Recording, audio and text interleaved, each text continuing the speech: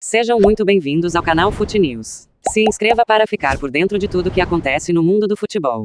A derrota do Corinthians para o Always Red na última terça-feira teve grande repercussão. Além de Neto, que detonou a estreia do Corinthians na Libertadores, outro ídolo do clube não poupou críticas ao elenco e ao técnico Vitor Pereira. Trata-se de ex-atacante revelado no terrão, e hoje comentarista.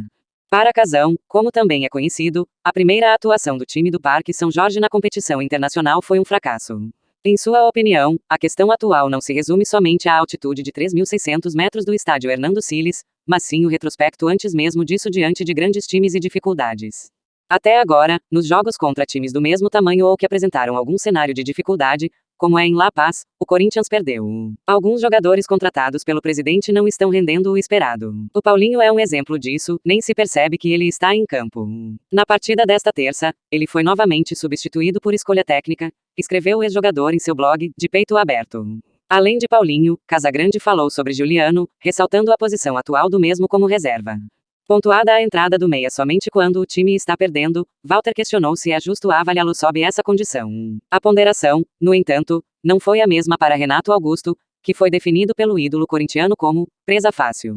Sou fã do Renato Augusto, mas ele está sendo uma presa fácil para os adversários. Não pode sempre esperar que surjam espaços ou que enfrente equipes mais fracas para aparecer no jogo, desequilibrar e fazer a diferença. Nessa estreia, ele foi sumindo aos poucos do jogo, sem efetividade alguma. Pela qualidade que tem, não pode ser assim, pontuou. Sobre Vitor Pereira, o ex-atleta disse que ele escalou mal o time e não fez boas substituições ao decorrer do duelo. Entre exemplos, citou uma possível entrada de Maicon no lugar de Paulinho como titular, que para ele seria o certo, e as alterações no intervalo. Acho que ele demorou para tirar o Paulinho, poderia ter deixado o Adson, por exemplo, que não deveria ter tirado o William, que era jogador mais perigoso para criar jogadas pelo lado.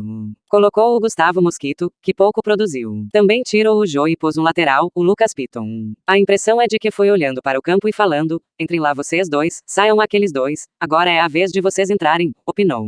Não estou falando que é mau treinador, mas sem nenhuma experiência de altitude e da dificuldade desse torneio, acabou fazendo um trabalho ruim nessa estreia.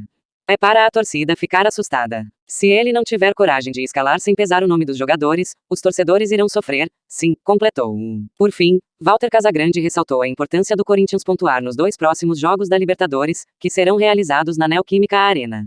O primeiro adversário, vale lembrar, é o Deportivo Cali, na próxima quarta-feira, e depois o Boca Juniors, no dia 26 de abril.